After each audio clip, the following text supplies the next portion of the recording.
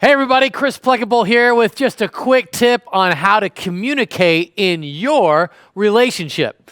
One of the things we love to use here at Wells Branch Community Church is the fun acronym, Mr. Weenie. He's your friend, and he stands for certain things that help you to remember how to communicate with those you love.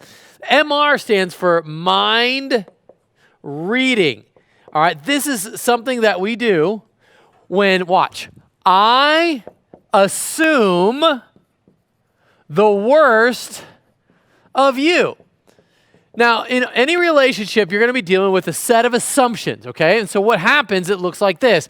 I'm notorious for leaving my clothes all over the place, at least at my house. And what can happen is if Adrienne, my wife, comes out and finds my shoes in the middle of the family room, she can immediately assume, he did this on purpose because he wants me to be his slave. And then she can think about all the other times where I've failed to put away my stuff. And then when I get home, she continues the argument that I have been having with me because she has assumed the worst of me. And I think that's where a lot of us go. Because in our heart of hearts, we always judge ourselves by our intentions, but we judge others by their actions. And so what I want you to think about here is that we need to change this. We need to assume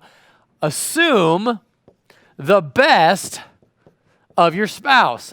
And so that's going to create a different type of self-talk that your conversation you're going to have with your spouse. And so it's going to look like this. Whenever the fight breaks out, you're going to make an excuse for them. Oh, they would have picked up their clothes. They would have been on time if this situation would have been different. And here's the thing. You might be 100% right that you can have nailed that you're just going to assume the worst of them. And you're exactly right. They're super selfish and they don't deserve it.